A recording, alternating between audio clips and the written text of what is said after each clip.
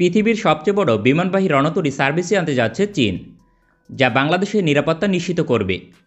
পৃথিবীর সমুদ্র दोस्तों अस्सलाम वालेकुम, welcome back my YouTube channel. उम्मीद करता हूँ कि आप सब ठीक ठाक होंगे और मज़े में होंगे। तो आज की वीडियो है जी बांग्लादेश की न्यू इन्फॉर्मेशन वीडियो है, जिस पर मैं रिएक्शन करने वाला हूँ। तो बहुत ही व्यूअर वीआईपी और इन्फॉर्मेशन और अमेजिंग वीडियो होने वाली है। इसमें बांग्लादेश ने एक ऐलान किया है कि 2023 में 30 में हमने बहुत ही अचीवमेंट लानी है। तो लेट्स को स्टार्ट, पहले वीडियो स्टार्ट करते हैं, एंड पर इसका रिव्यू भी देखने को मिलेगा।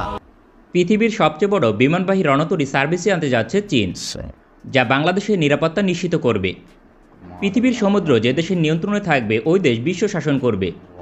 এখনও পর্যন্ত নেদারল্যান্ডস, ব্রিটেন, ডেনমার্ক, স্পেন এবং ফ্রান্স তা প্রমাণ করেছে। বর্তমানে মার্কিন যুক্তরাষ্ট্রের নৌশক্তি সবচেয়ে বেশি, তাই সমুদ্র যুক্তরাষ্ট্রের নিয়ন্ত্রণে।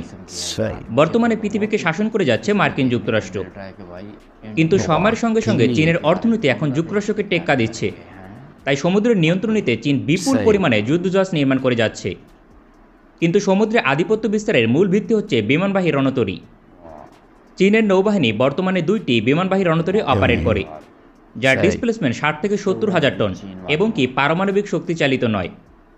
তাছাড়া চীনের রণতরী থেকে অপারেট করার মতো অ্যাওয়াক্স এয়ারক্রাফট এবং আধুনিক কোনো যুদ্ধবিমান নেই, যা রণতরী থেকে অপারেট করা যায় ক্যাটাপুল সিস্টেমের মাধ্যমে।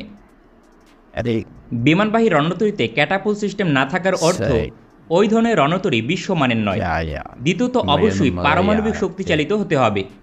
এই দৃষ্টিভঙ্গি থেকে মার্কিন যুক্তরাষ্ট্র এবং ফ্রান্স বিশ্বমানের রণতরী অপারেট করে।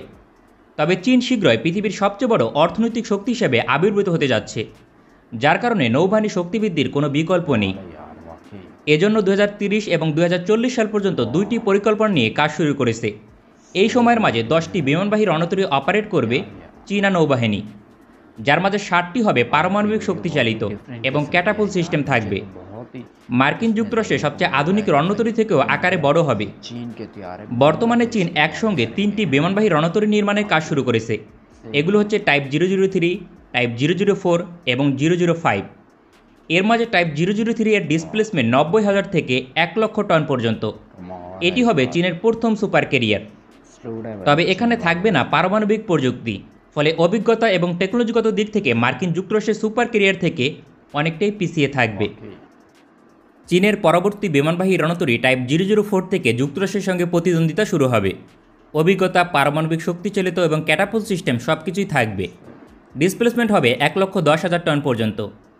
পাশাপাশি বিমানবাহী রণতরী থেকে অপারেট করার মতো আধুনিক যুদ্ধবিমান J-35 সার্ভিসে চলে আসবে, যার সক্ষমতা মার্কিন যুক্তরাষ্ট্রকে টেক্কা দেওয়ার মতো 5ম প্রজন্মের ফাইটার।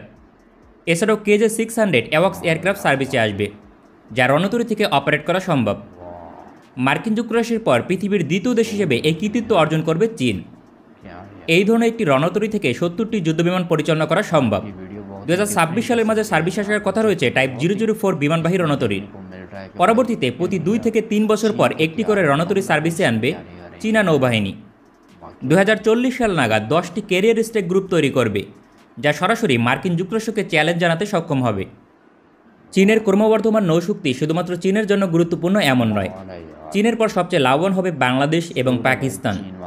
ভারতীয় নৌশক্তি বাংলাদেশ এবং পাকিস্তানকে নৌ অবরোধ দিতে পারে। যদি কখনো নৌ অবরোধ দেয়, তবে তা প্রতিহত করতে চীনের ক্যারিয়ার স্ট্রাইক গ্রুপ ভারত মহাসাগরে প্রবেশ করবে এবং বাংলাদেশ পাকিস্তানকে নিরাপত্তা প্রদান করবে। 1971 সালে মার্কিন যুক্তরাষ্ট্র তাদের 7ম নৌবহর পাঠিয়েছিল বাংলাদেশের উপর আক্রমণ করার জন্য। পাশাপাশি নৌ অবরোধ আরোপ করার সিদ্ধান্ত নিতে যাচ্ছিল। ওই মুহূর্তে যদি বাংলাদেশের পাশে সোভিয়েত ইউনিয়ন না থাকত, তবে স্বাধীনতা এত সহজে অর্জন করা সম্ভব ছিল না। সোভিয়েত ইউনিয়ন তাদের ভারত মহাসাগর এবং ভূমধ্যসাগরের রণতরী এবং সাবমেরিন বাংলাদেশের নিরাপত্তার জন্য পাঠায়, যার কারণে ভয়াবহ যুদ্ধ এড়াতে পিছু হটে মার্কিন ক্যারিয়ার স্ট্রাইক গ্রুপ। ভবিষ্যতে ভারতের এই ধরনের নৌ অবরোধ প্রতিহত করতে বাংলাদেশের পাশে দাঁড়ানোর মতো একটি দেশ হচ্ছে চীন। বাংলাদেশের ঘনিষ্ঠ মিত্র দেশগুলোর একটি চীন। বিশেষ করে ভারতের প্রভাব বাংলাদেশের ওপর থেকে মুছে ফেলার জন্য চীন সবসময় কাজ করে। তাই বাংলাদেশ কোনোভাবে আক্রান্ত হলে চীন তার শক্তি নিয়ে ভারতের উপর আক্রমণ করার সুযোগ হাতছাড়া করবে না, তা নিশ্চিত করে বলা যায়। ভারত মহাসাগরে ইতিমধ্যে চীনের ক্যারিয়ার স্ট্রাইক গ্রুপ নিয়মিত অভিযান পরিচালনা করে। মাত্র 2টি বিমানবাহী রণতরী থাকার পরেও ভারত মহাসাগরে প্রতি মাসে একবার অবস্থান করে চীনা নৌবাহিনী। সেক্ষেত্রে 2030 সালের মাঝে 5 থেকে 6টি বিমানবাহী রণতরীর অধিকারী হলে সব সময়ের জন্য ভারত মহাসাগরে একটি করে রণতরী মোতায়েন থাকবে চীনা নৌবাহিনীর। চীনের লক্ষ্য 2টি সুপার ক্যারিয়ার প্রশান্ত মহাসাগরীয় অঞ্চলে সব সময়ের জন্য মোতায়েন রাখা। পাশাপাশি একটি সুপার ক্যারিয়ার ভারত মহাসাগরে মোতায়েন থাকবে, কারণ মধ্যপ্রাচ্যে 80% জ্বালানি যায়। তার নিরাপত্তা নিশ্চিত করতে হলে এই অঞ্চলে নৌশক্তি বৃদ্ধির কোনো বিকল্প নেই। তার অংশ হিসেবে ভারত মহাসাগরীয় অঞ্চলে একাধিক দেশে নৌঘাঁটি তৈরির কাজ চালিয়ে যাচ্ছে। বর্তমানে আফ্রিকার জিবুতিতে নৌঘাঁটি রয়েছে চীনের। পরবর্তীতে শ্রীলঙ্কা, থাইল্যান্ড, বাংলাদেশ সহ একাধিক দেশে নৌঘাঁটি তৈরির ব্যাপক চেষ্টা চালিয়ে যাচ্ছে চীন। আর ভারত মহাসাগরে চীনের প্রভাব যত বেশি হবে, বাংলাদেশ ভারতের প্রভাব থেকে তত বেশি নিরাপদ থাকবে। চীনের বিমানবাহী রণতরী চীনের পাশাপাশি বাংলাদেশের জন্য গুরুত্বপূর্ণ ভূমিকা পালন করবে, কারণ পাকিস্তানের নৌশক্তি যথেষ্ট শক্তিশালী করা হচ্ছে, সেখানে বাংলাদেশ পিছিয়ে রয়েছে।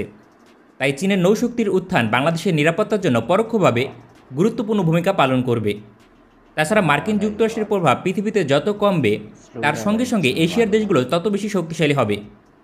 পরিস্থিতি অনুযায়ী আগামী 20 থেকে 30 বছর পর এমনও হতে পারে ভারতের প্রতিপক্ষ চীনের সামরিক বলয়ে সরাসরি যেতে পারে বাংলাদেশ। ভারতের আগ্রাসী মনোভাব বাংলাদেশের নিরাপত্তার জন্য ঝুঁকিপূর্ণ। এমন ধারাবাহিকতা ধরে রাখলে একটি সময় বাংলাদেশ চীনের সামরিক জোটের অংশ হতে পারে। উদাহরণস্বরূপ চীনের পার্শ্ববর্তী এবং রাশিয়ার পার্শ্ববর্তী দেশগুলোতে সামরিক ঘাঁটি রয়েছে মার্কিন যুক্তরাষ্ট্রের। একইভাবে ভারতের পার্শ্ববর্তী বাংলাদেশের উপর চীনের প্রভাব বৃদ্ধি পেলে এমন কিছু হবার সম্ভাবনা যে প্রবল তা বলার অপেক্ষা রাখে না। বাংলাদেশে নিযুক্ত ভারতের সাবেক রাষ্ট্রদূত পিনাক রঞ্জন চক্রবর্তী 2022 সালে একটি সাক্ষাৎকারে জানিয়েছেন, বাংলাদেশের ওপর চীনের অতিরিক্ত প্রভাব ঢাকা এবং দিল্লির সম্পর্ককে জটিল করে ফেলেছে। প্রকৃত অর্থে বাংলাদেশের রাজনৈতিক পরিস্থিতি পরিপূর্ণভাবে ভারতের অনুকূলে থাকার পরেও ভারত প্রভাব বিস্তারের দিক থেকে বাংলাদেশের ওপর চীনের সঙ্গে পেরে উঠছে না।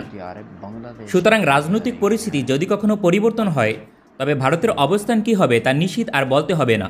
সুতরাং চীনের সুপার ক্যারিয়ার তাদের নিরাপত্তার পাশাপাশি ভবিষ্যতে বাংলাদেশের নিরাপত্তায় গুরুত্বপূর্ণ ভূমিকা পালন করবে, এ নিয়ে কোনো সন্দেহ নেই। এই ধরনের সামরিক বিষয়ে নিয়মিত ভিডিও পেতে চ্যানেলটি সাবস্ক্রাইব করে বেল আইকন অন করে রাখুন। ভালো থাকবেন সবাই, দেখা হবে পরবর্তী কোনো ভিডিওতে।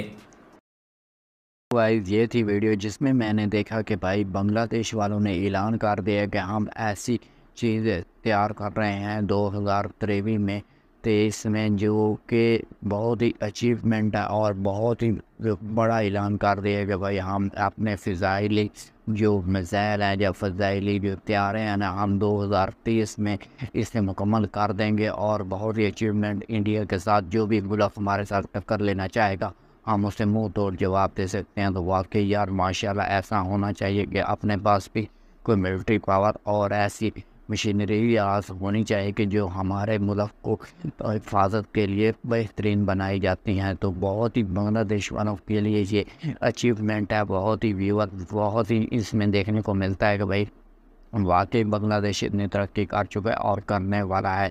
तो ये थी आज की वीडियो इन्फॉर्मेशन। बाकी आप लोगों की क्या राय है आपने कमेंट में बताना है। मिलते हैं नेक्स्ट वीडियो के अंदर, तब के लिए बाय बाय गाइस।